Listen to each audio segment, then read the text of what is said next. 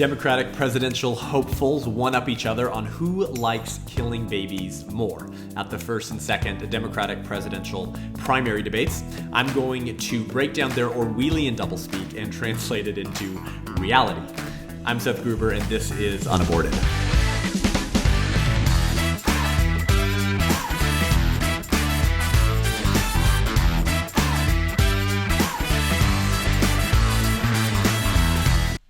Well, welcome to the show. I have a lot to get through today. As you are aware, the first and second Democratic presidential primary debates just happened this week on Wednesday and Thursday, and the topic of abortion naturally came up in both debates, and it was an ideological train wreck, to put it lightly. So I want to look at Wednesday's debate. That was June 26th, the first Democratic presidential primary debate, which went for a couple hours. But of course, as it always does, the topic of abortion did come up several times, and some of our Democratic hopefuls gave their bankrupt thoughts on killing children in the womb. So first, I want to start with Amy Klobuchar, who's polling at almost nothing right now, senator from Minnesota.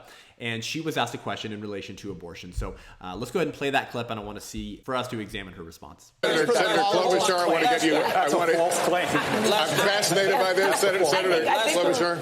I just want to say there's three women up here that have fought pretty hard for a woman's right to choose. So I'll start with that.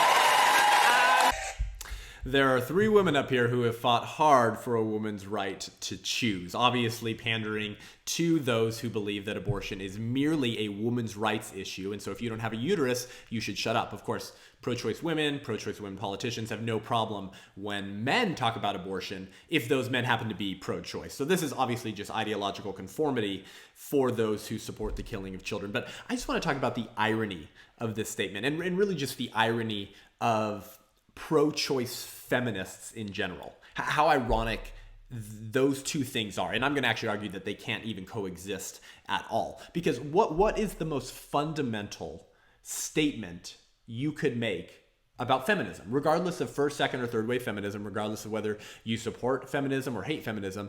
I feel like probably the most basic belief that you could say about feminism is that women matter. Female lives matter.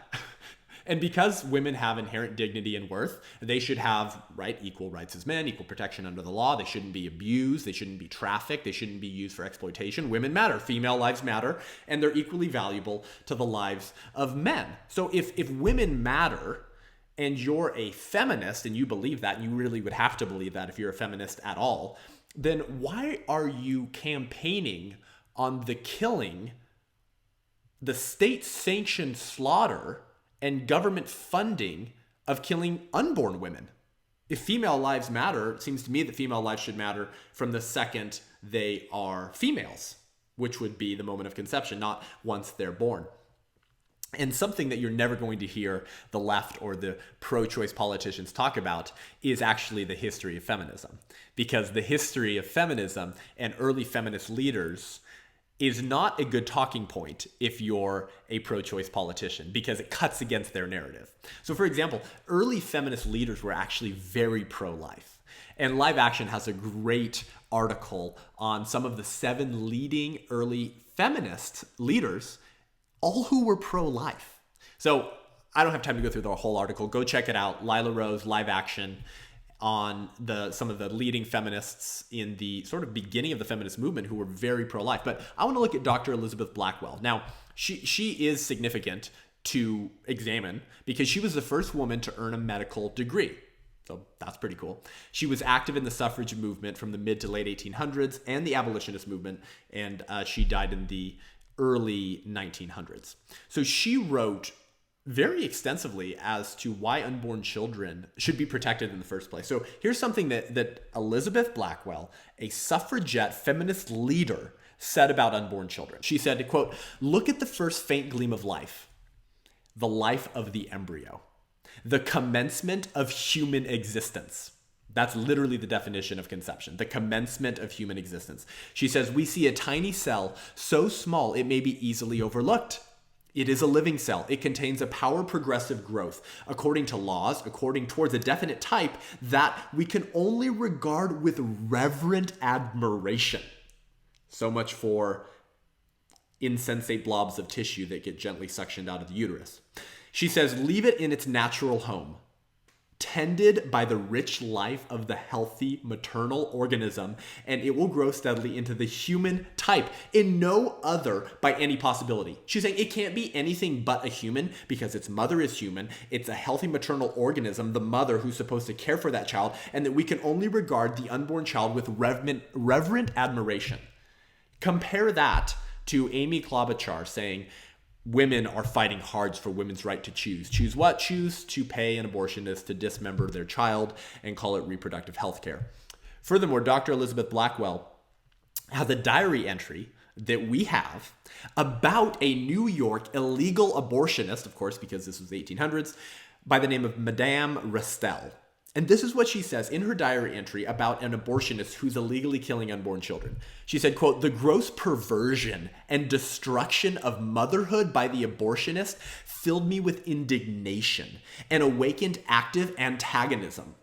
That the honorable term female physician should be exclusively applied to those women who carried on this shocking trade seemed to me a horror. It was an utter degradation of what might and should become a noble position for women." That's some harsh language about an abortionist, about a career that is literally elevated as something holy and righteous by pro-choice politicians and literally every Democratic presidential hopeful. And she says that the career of an abortionist fills her with indignation because it's the gross perversion and destruction of motherhood, which can only be a destruction if the child of the mother is itself being eliminated. So here we have an early feminist suffragette leader who's acknowledged as such by people on the left, who was the first woman to earn a medical degree, fought against slavery, and couldn't be more explicitly pro-life. And yet Amy Klobuchar, presidential hopeful, is talking herself up and the other women on stage this Wednesday because women should fight for women's rights to kill unborn women. Secondly, Julian Castro, who was also on stage at the Democratic presidential primary on Wednesday, gave his opinion on abortion as well. Now, of course, like I mentioned, those who support abortion are perfectly fine with men talking about abortion as long as those men are pro-choice. They never tell men to shut up if men are pro-choice, only if men are pro-life. So this is not about genitalia or lack of a uterus. This is about ideological conformity. Now, Julian Castro, if you recall, was former housing secretary. And of course, he's asked about his opinion on abortion as well. So I want to play that clip so you can hear it in context. All of you on stage support a woman's right to an abortion. You all support some version of a government health care option. Would your plan cover abortion, Mr. Secretary? Yes, it would. I don't believe only in reproductive freedom. I believe in reproductive justice. I don't just believe in reproductive freedom. I believe in reproductive justice. My goodness. This Orwellian nature of pro-choice language has become the absolute standard in the abortion debate, particularly on the left. We cannot talk about abortion as dismemberment, which is medically correct terminology to describe any abortion. We can't talk about it as a convenient choice to avoid motherhood. No, it's reproductive justice, you see. Abortion then becomes reproductive freedom, having the choice to pay someone else to kill your child. And then if you fight for abortion rights, if you're a social justice warrior who's on the front lines of pushing legal abortion rights, then you're just a reproductive justice warrior. You see, it's reproductive justice if you're Planned Parenthood and if you fight for a woman's right to kill her child. Imagine saying, you know what? Child abuse is parental freedom. And if you fight for the rights of parents to bruise their toddlers, that's parental justice. I mean, you want to translate this Orwellian doublespeak into reality? That's exactly the proper analogy. If abortion is reproductive freedom and fighting for abortion rights is reproductive justice, then child abuse is parental freedom and fighting for child abuse is parental justice. This is the reality. And this is why the abortion debate always returns to the question, what is the unborn? Because these Democratic presidential hopefuls who are all incredibly pro-abortion would never talk about child abuse the way I just did, right? Obviously, they would not do that. But they talk about killing unborn children who are children and just happen to find themselves 6 inches away in their mother's womb as reproductive justice. All of these words are so misleading, but intentionally used in order to mislead the American public and forward the lie that's been the norm for nearly 47 years, that abortion is just a commonplace medical procedure that gently suctions out an insensate blob of tissue. That's how they can justify calling it justice in the first place. Now, even the term reproduction, reproductive freedom, reproductive justice is such an interesting choice of words, isn't it? Once there's a baby, there's no more reproduction. You're not reproducing anything. There's already a baby in your womb. So if you want to talk about reproductive freedom, whether women should have the freedom when they want to reproduce, I'm all for that. Go for it. I believe women and men should have the right to decide when they want to reproduce. Reproductive justice, that sounds like maybe fighting for the legal protection of families to decide when they want to create children. Well, you already have that, but if we didn't have that, sure, I'd fight for that as well. That's what these words and terms seem to mean, but we know that's not what they mean. Abortion has become reproductive freedom, killing something that's already been reproduced. And reproductive justice has been defending the rights of parents to pay physicians or force you to pay the physicians to kill their children. My goodness. This is the nature of today's Democratic Party. Speaking of Orwellian, speaking of George Orwell, he wrote a powerful and prophetic essay in 1946 entitled Politics and the English Language. And one of the last sentences of his essay says this.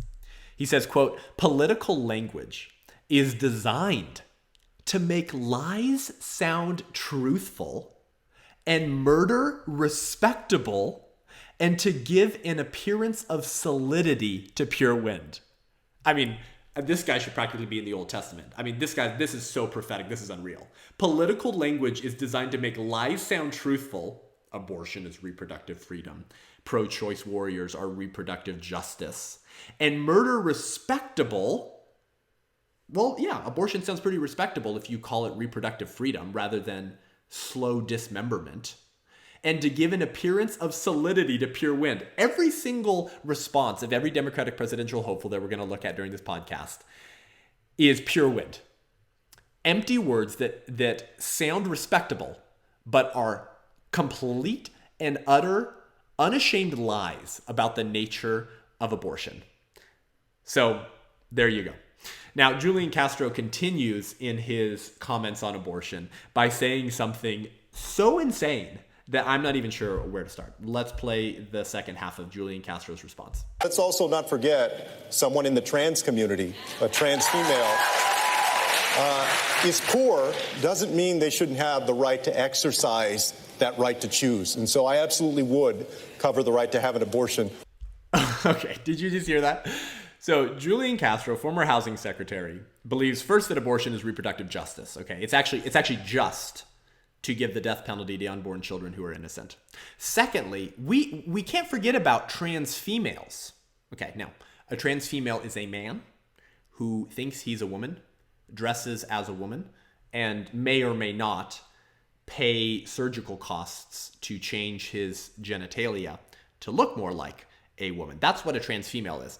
Julian Castro says, let's not forget about the trans females. They should also have the right to exercise the right to choose. So let me translate the Orwellian doublespeak. Men who think they are women and dress as women and pay for self-mutilation surgery to make them look like women should have the right to exercise abortion as well. Maybe someone needs to let Julian Castro know that men do not have wombs and men do not have uteruses. A trans female is a man. Now, if you think this is absolute insanity, which it obviously is, this is actually a debate that's happening right now. There's an article over at BioEdge examining bioethical conversations and advances in medical opportunities. And they're talking about the future and near possibility of womb transplants for men who think they are women. So we are going to malign the male system to make room for an artificial womb or uterus. Then through in vitro in vitro fertilization, we can make a man's body a carrier of a woman's uterus with an in vitro fertilized human being. Of course, that's a misnomer. Once fertilization occurs, there's a human being. With an early human being in the woman's uterus, which is being surgically implanted in a man's body. That's where our culture is right now. And it's hilarious to me that those who are proponents of abortion claim to be so because #science. And they tell people like you and me who are pro-life, you science denier. I'm sorry. You want to talk about science denial? Men cannot get pregnant. Men do not have uteruses, and men cannot give birth. But apparently we are going to self-mutilate men's bodies to make room. I don't know what you have to get rid of surgically in a man to make room for a womb, and then I guess remove his genitalia, put an artificial vagina that somehow connects to. Well, actually, no, I think they've said that they would all have to be cesarean section in this article because, of course, a man could not literally give birth vaginally to a baby. So anyways, so Julian Castro running for president of the United States. Men who think they are women and dress as women and pay surgically to have their genitalia look more like women should also have the right to abortion.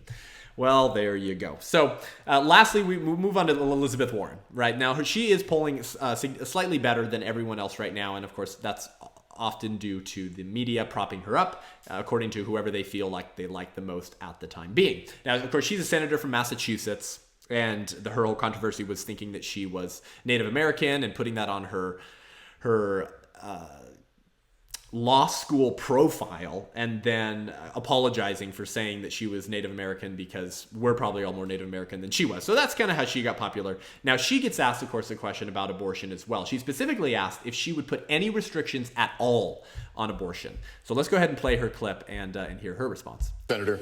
We now have an America where most people support Roe versus Wade. We need to make that Senator federal law. Thank you. Jose? Thank you. Okay, so I played that clip because it's the most significant. She said, most people in America support Roe versus Wade. We need to make that federal law. Now, she never answers a question that she was asked earlier, by the way, whether she would put any restrictions at all on abortion. Completely ignored that question and went on to say, most people in America support Roe versus Wade, and we need to make that federal law. So no more of this nonsense of allowing states the right to pass certain restrictions on abortion that do save the lives of some unborn children and educate women more about the decision that they're considering in regards to the dismemberment of their child.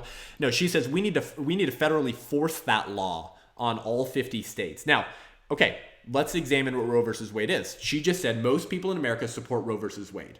Most people don't even know what Roe versus Wade says, much less its companion case, Doe versus Bolton, which was decided in 1973, and together make up American abortion law from the Supreme Court. So if she's going to say most people in America support Roe versus Wade, we would have to assume that most people know what Roe versus Wade entails. And I think the reality is that they don't. I regularly speak on the issue of abortion on stages, and people are always asking me questions like, well, since abortion is only legal through the second trimester, or since abortion is illegal in the third trimester, blah, blah, blah, fill in the question. And I always have to stop them and say that's actually not the case. States can pass certain restrictions on abortion, but Roe versus Wade with Doe versus Bolton legalized abortion through all 9 months of pregnancy for any reason or no reason at all.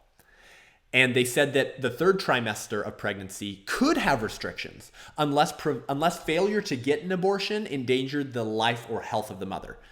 Okay, how did they define health? Well, literally anything. Doe versus Bolton said that the health of the mother could mean financial health, familial health, psychological health, emotional health, or issues pertaining to the woman's age. So we've defined health so broadly you could drive a Mack truck through it. And because abortion's a money-making business, what type of quote-unquote physician is going to not accept a woman's definition of health?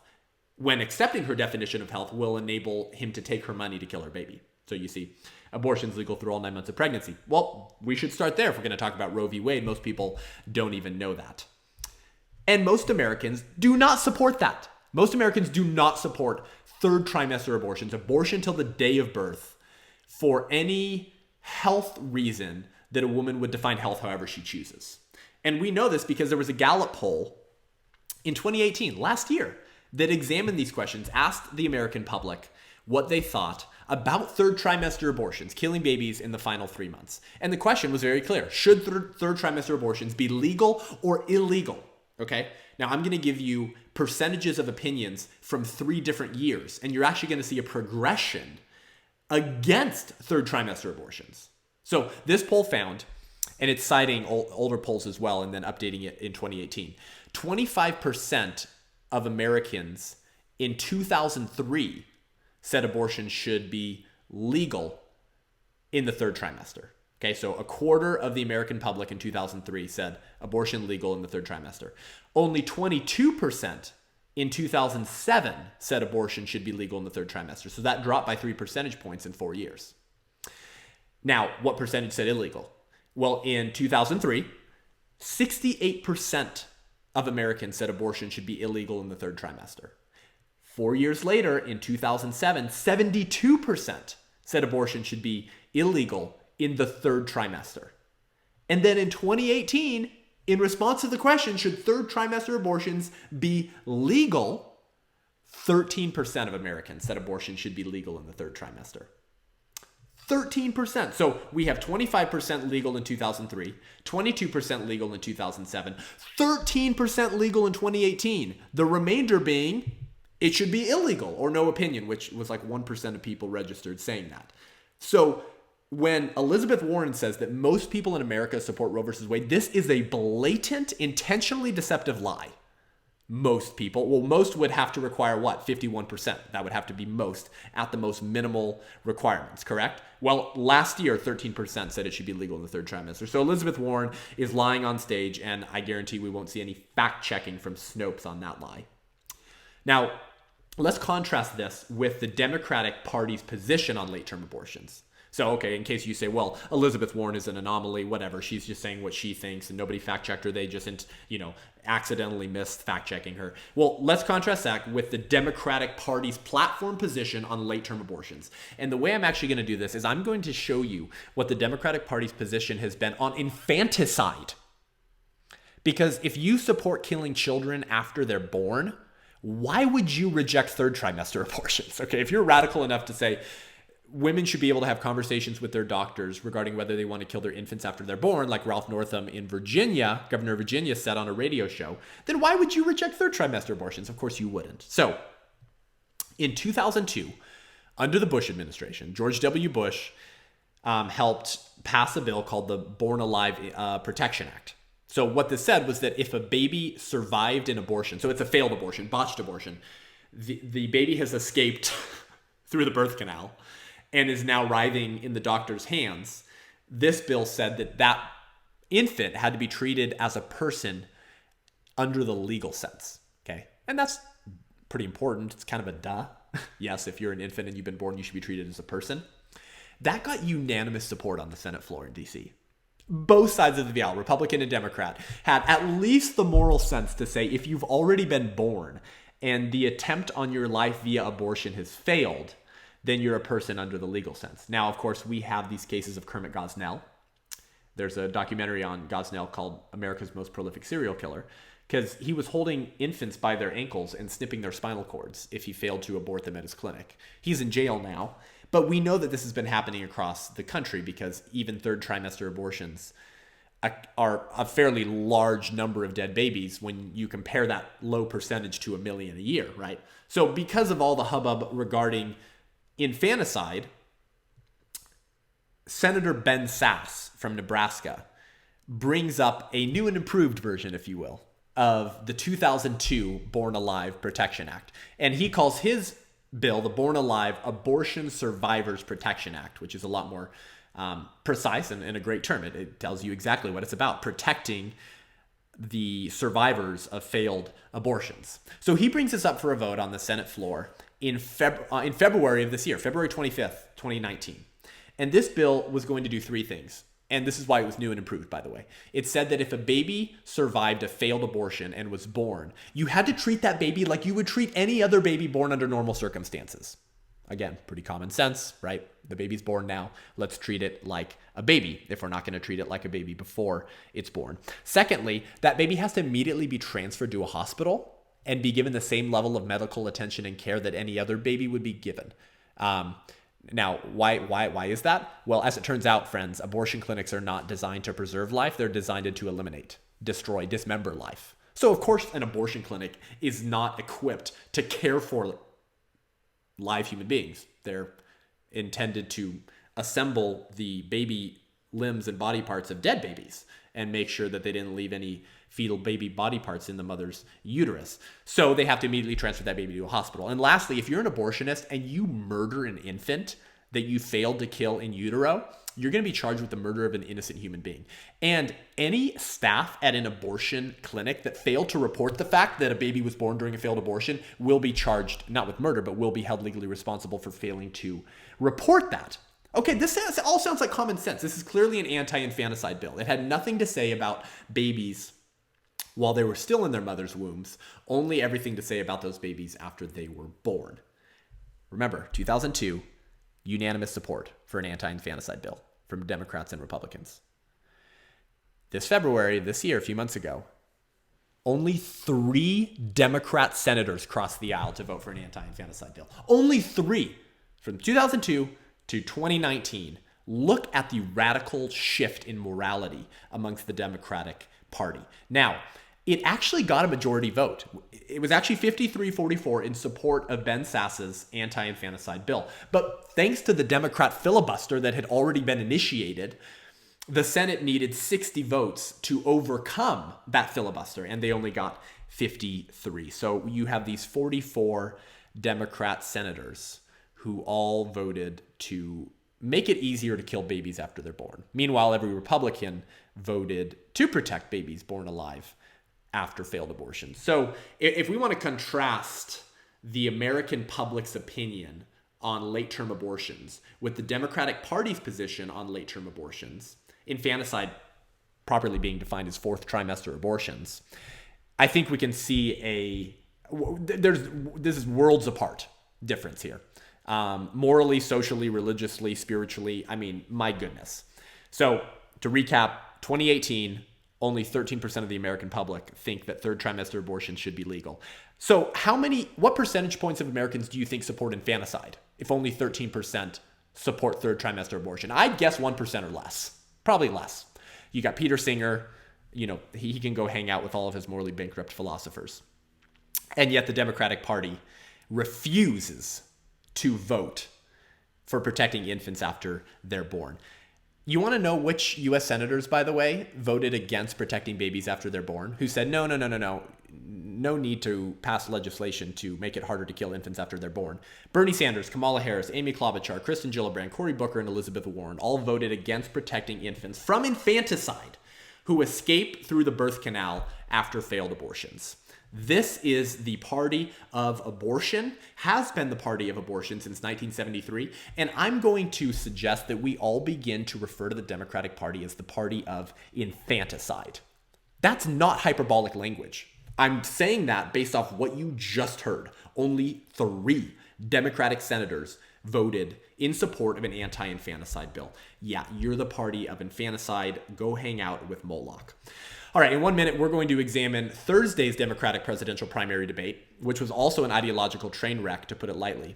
But first, if you like this show and want to hear more great content from the front lines of the abortion wars, then head over to patreon.com/unaborted to help sponsor this show so I can continue translating our country's feticide apologists' doublespeak into reality. We'll see you in 1 minute.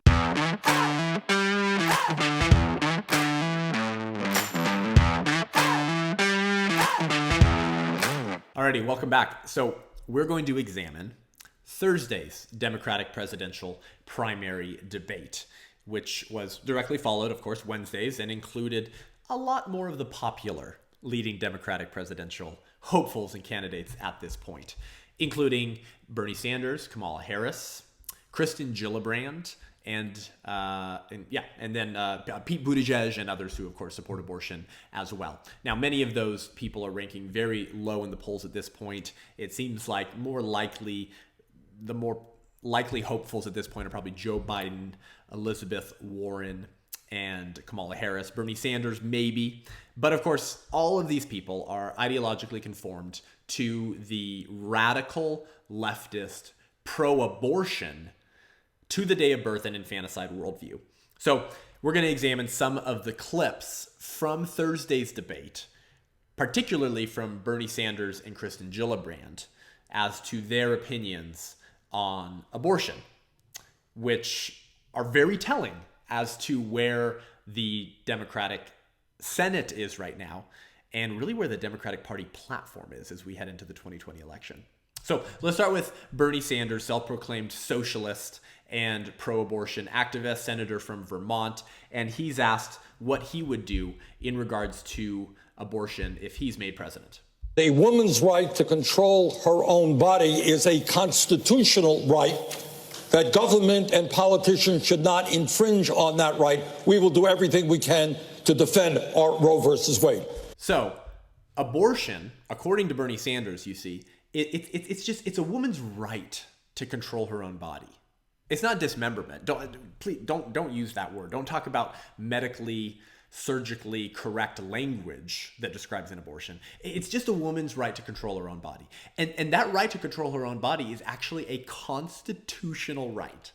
Now, you've heard this before. I'm not talking about anything new. This is an extremely overused phrase to describe abortion and the right to abortion, right? It's a right because it's a constitutional right, and that's what our country's founded on. And so therefore, if you care about American ideals, then you need to support abortion because abortion is tied up into the Constitution. So we're going to talk about the two ludicrous claims that are present in this single sentence, that a woman's right to control her own body is a constitutional right.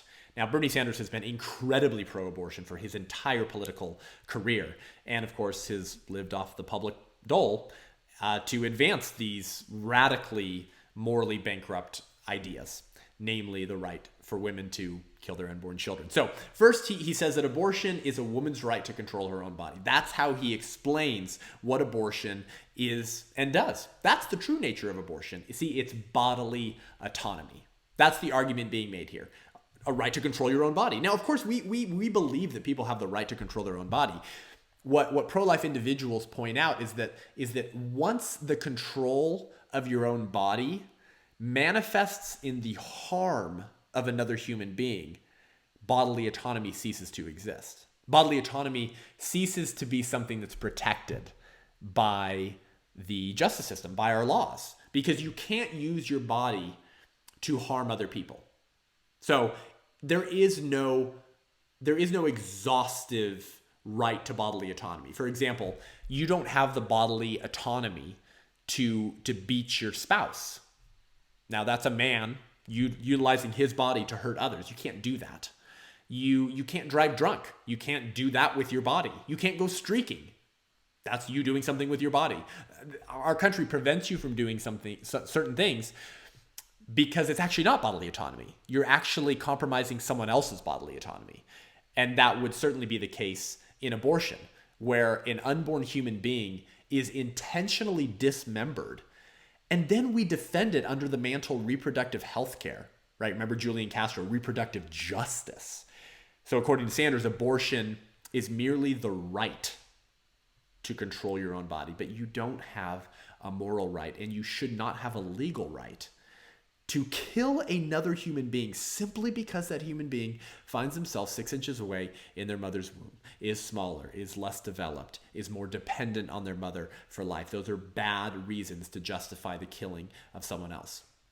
So let's just debunk that all too common phrase that abortion is a woman controlling her own body. Now, the second part of his response as to what he would do in regards to the abortion issue if he's elected president is that the reason it needs to be protected, this bodily autonomy, this abortion, is because it's a constitutional right.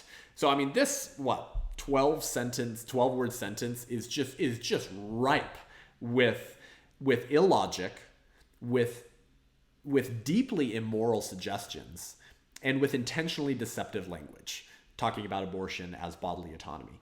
But is abortion a constitutional right? Is the right for a woman or a man to pay a abortionist pretending to be a physician to forcibly dilate her cervix and then intentionally dismember the child inside of her, and then make sure that they reassemble all the baby body parts so that the woman doesn't get an infection from the dead limbs left in her uterus, is that protected in the Constitution? Now, properly describing abortion like that should lead any rational human being who cares about justice to the answer and conclusion that that's not something that's protected in the Constitution. And why? Well, if we want to talk about the Constitution, we have to talk about the Declaration of Independence, because that describes much of what we care about as a country and the things that we were founded on. And you know where I'm going, right? The right to life, liberty, and the pursuit of happiness. Well, it goes without saying that you don't have liberty and you don't have the pursuit of happiness if you're dead. This is why the right to life has always trumped all other rights. That has to be protected if you want to have liberty, if you want to have the option to pursue your vision of the good life. But if you're dead, obviously you can't do that. So describing abortion as a constitutional right is so intentionally misleading and deceptive. But of course, that's what you have to do if you defend the killing of children. If Democrats were to describe abortion in medically, surgically correct terminology, do you think they would ever end up in the White House? Of course not, because truth has a very inconvenient way of reasserting itself in our lives, whether we wanted to or not, doesn't it? And so the reality of abortion being an objective reality, the dismemberment of abortion being the reality of what happens to unborn children, will reassert itself in every person's life, regardless of how you want to describe it. So Democrats, particularly Democratic presidential hopefuls, have to work overtime to use Orwellian doublespeak language to make the horror of abortion sound like something that's not so horrific. So it's just bodily autonomy. It's just a constitutional right. But abortion is the intentional death of the unborn human being. And if you don't have a right to life, you don't have any other rights at all. So abortion is not bodily autonomy. Abortion is the worst form of child abuse because it ends in a dead child. And abortion is certainly not a constitutional right because we were founded on the idea that the right to life is paramount and must be protected first. Now, I just want to point out, if you're listening to this show and you describe yourself as a Democrat or a moderate, or maybe you're not sure, but maybe you grew up in a family with parents who were lifelong Democrats, right? But you're a classical liberal. You like the ideas of individual freedom, personal responsibility. Of course, you do support a certain level of government involvement in people's lives, particularly through the medical insurance, and maybe it's okay that more people pay more in taxes to help the little guy in that way. That's fine, whatever. But if you don't like the idea of the radical abortion agenda of the current Democratic Party, which I've illustrated today in how Democratic senators on the Hill have voted for an anti-infanticide bill. If you won't vote against killing babies who have survived abortions by escaping through the birth canal, obviously you're perfectly fine with third trimester abortion. So if you're a Democrat or you're not a Republican and you're not sure and you don't like the idea of this, what these presidential hopefuls are saying about abortion and killing babies, I would just encourage you to reconsider your political identity, your relationship with the Democratic Party, regardless of how strong that relationship is. Because if this were slavery, I think all of us would be having a mass exodus from the Democratic Party. Now, of course, ironically, the Democratic Party was a party of slavery. Now they're the party of abortion, and now they're the party of infanticide. But if you believe that there is some type of value and dignity to life in the womb, which I'm going to argue starts from the moment of conception, but if you believe there's any dignity or value to that life at all, maybe reconsider your support of this party's platform, because it is abortion to the day of birth for any reason or no reason at all. And they refused to condemn the governor of Virginia for saying on a radio show, if the baby's born alive, we'll make it comfortable. We'll resuscitate the baby if that's what the mother wants. And then the mother and doctor will have a conversation about what to do with that infant. If that kind of stuff scares you, and the fact that no mainstream Democratic presidential hopeful condemned that type of language, maybe reconsider your identity with the Democratic Party, because the right to life is the most important. Okay. And if we don't have that, and we're not protecting the right to life of an entire class of human beings, what's next? If we don't protect the right to life for an entire class of human beings, namely preborn human beings, then philosophically, what stops that worldview from progressing to the justification of killing other human beings? Just something to think about. Secondly, and lastly, I want to move on to Kristen Gillibrand, okay, senator from New York, who Ben Shapiro hilariously describes as having more positions than the Kama Sutra, because she has flipped and flopped on issues her entire political career in order to pander to those whose vote she thinks she needs. Well, for the last several years, she's been incredibly pro-abortion. She used to kind of say that maybe we shouldn't have public funding for abortion, maybe abortion should be restricted to some extent. Not anymore.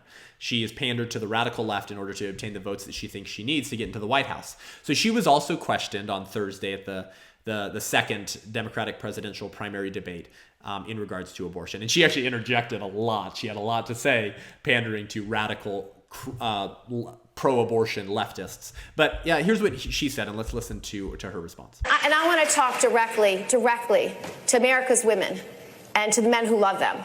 Women's reproductive rights are under assault by President Trump and the Republican Party. 30 states are trying to overturn Roe v. Wade right now. And it is mind-boggling to me that we are debating this on this stage in 2019 among Democrats, whether women should have access to reproductive rights. Alrighty, so she interjects after one of her colleagues finished an answer. She interjects and says, I want to talk directly to America's women and the men who love them. That is so demeaning. I want to talk to America's women. I mean, if you don't see what she just did, I'd encourage you to rewind and listen to that clip again. She's talking about abortion. She's saying, after saying, I want to talk to America's women and the men who love them, she's saying women's reproductive rights are on the line. They're being threatened regularly. All these states are trying to pass pro-life legislation that says, maybe we shouldn't kill unborn children. So she's assuming within this statement that every American woman agrees with Kristen Gillibrand's position on feticide. And yes, abortion is feticide. Let's start using terms that describe abortion correctly. I want to talk directly to America's women. And then, of course, demeans every pro-life male who doesn't think that we should be killing unborn children by saying, and the men who love them. So that could be anyone. That could be her. That could be the woman's husband, her boyfriend, her brother, her dad, her cousin, her coworker, her boss. Literally anyone who loves the women who Kristen Gillibrand assumes must just be up to supporting abortion to the day of birth, right? That's what women's is about, right? We're about women's rights, unless you're an unborn woman, apparently. So again, the intentionally deceptive and misleading language here is evidenced in the fact that the American public's opinion on abortion is worlds apart from every single Democratic presidential hopeful, at least everyone that gave their opinion on abortion in the first and second primary debate. So there's a Gallup poll from 2018 called Abortion Trends by Gender. Okay, so let's look at what men and women actually think about abortion, because Gillibrand is lumping every American female and the men who love them into her bankrupt position on feticide. So this Gallup poll asked this question: do you think abortion should be legal under any circumstance, legal only under certain circumstances, or illegal in all circumstances? Okay, so this was 2018. This was last year. This was what, 6 months ago? Women in 2018 said that 31% of women in 2018 said abortion should be legal under any circumstance. 31%. That's not even close to a majority. But apparently she's talking to every American woman. Men, 27% of men in 2018 said that abortion should be legal under any circumstance. So that's interesting. So less men in 2018 supported the radical pro-abortion agenda of abortion to the day of birth through the third trimester. And then in this same poll, this Abortion Trends by Gender, they also split up the American public in terms of whether they considered themselves pro-life or pro-choice. So we kind of just saw the percentages of support for abortion in the third trimester. Now this is specifically what do men consider themselves pro-life or pro-choice, and what percentage of women consider themselves pro-life or pro-choice. Again, last year's poll from Gallup, 48% of women consider themselves pro-choice, and 47% of women consider themselves pro-life. So just 1% less of women in America consider themselves pro-life compared to women who consider themselves pro-choice. That's nearly half of the American public who are saying they're pro-choice and nearly half who are saying they're pro-life. So it's just so dishonest and demeaning to describe every American woman and the men who love them as ideologically conformed to the radical left's agenda of killing children to the day of birth and having conversations with your doctor regarding whether we kill children after they're born. But there's Gillibrand's belief in regards to the American public's opinion on abortion. And if that disturbs you, again, then maybe this is not a party we should be affiliating with. So the second part of her statement, if you remembered, she said, "It is mind-boggling to me that we are debating this on this stage in 2019 among Democrats, whether women should have access to reproductive rights." Now, what does she mean by access to reproductive rights? She means the legal right to pay a physician to rip your child apart limb from limb through all 9 months of pregnancy for any reason or no reason at all. Okay, wow. That's the reality when she says whether women should have access to reproductive rights. And notice she says, it's mind-boggling to me that we're debating this among Democrats in 2019. So once again, obviously I'm not a Democrat, but I just want to speak to those of you who are moderates. Like, she just described every Democrat as ideologically conformed to her position. It's shocking to me that in 2019 among Democrats we're having this opinion as to whether women should have the legal right to kill their unborn children for any reason or no reason at all. So again, if that disturbs you, consider your affiliation with this party. They're not representing you. If you are at all disturbed by abortion, particularly third trimester abortions, which only 31% of women in America think should be legal under any circumstance, then maybe call your senators, call your representatives, demand more equal representation to what your views are as maybe a moderate Democrat compared to this radical version of the Democratic Party that just want to keep feeding children down the throat of Moloch. Now, lastly, I want to point to one other Gallup poll in 2018 in regards to the American opinion on abortion, because this is the true reality. We need to look at what the statistics say, because we are going to be intentionally misled and deceived by all of these Democratic presidential hopefuls, particularly as it pertains to the issue of abortion, as I've illustrated for the last hour. So a Gallup poll in 2018 asked the question, do you think abortions should be legal under any circumstance, legal only under certain circumstances, or illegal in all circumstances? Now, I examined that question a few minutes ago, but only as it pertained to women and men. So this is regardless of gender. This is just the American public's opinion on abortion. 29% of Americans said abortion should be legal under any circumstance. Again, that's not even a third that think it should be legal under any circumstance, meaning to the day of birth.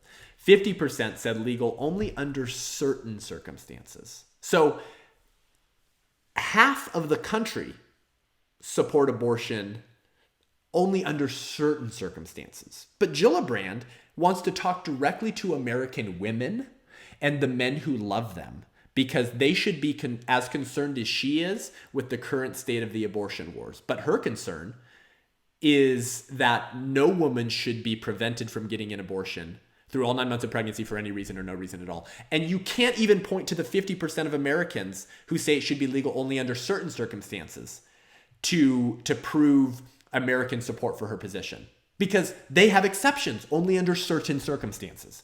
And then 18% of Americans said it should be illegal in all circumstances. 18% is not insignificant. So it's very deceptive and disrespectful and dehumanizing, frankly, to assume that every human being in the country believes what Kristen Gillibrand does. So these are our 2020 Democratic presidential hopefuls, and at least the ones that have responded to questions on abortion in the context of the last two Democratic presidential primary debates. Amy Klobuchar, Julian Castro, Elizabeth Warren, Bernie Sanders, and Kristen Gillibrand, all showing that we need to continue supporting abortion to the day of birth. We need to fund it with your tax dollars. And if you don't like that, go stick it where the sun don't shine. So this is what is morally happening and politically happening as we lead up to the 2020 elections. And so continue to tune into this show once a week, UnAborted with Seth Gruber, as we examine the current moral, political, and spiritual state of our country as it pertains to the issue of abortion. So thank you for joining the show today, being the first episode of my new show, UnAborted. It really means a lot that you would join me as we wrestle through this culture of death and our current political climate that is pushing the abortion juggernaut worldview forward. Now, if you enjoyed the first episode of this show and this was helpful and valuable to you, go ahead and give us a review. As you know, it always helps. And head on over to my website at sethgruber.com. That's SETHGRUB as in baby boy, ER.com. This is my full-time gig. I've committed myself to speaking and equipping young people, adults, pro-life leaders, politicians on how to engage this issue in our culture of death so that we can be a voice for the unborn, a voice for the voiceless. So if that was helpful, head on over to my website, join my newsletter, and I have a ton of more helpful content for you to translate this culture's Orwellian doublespeak into reality. Please join us next week for episode 2, and I'll see you then. Godspeed.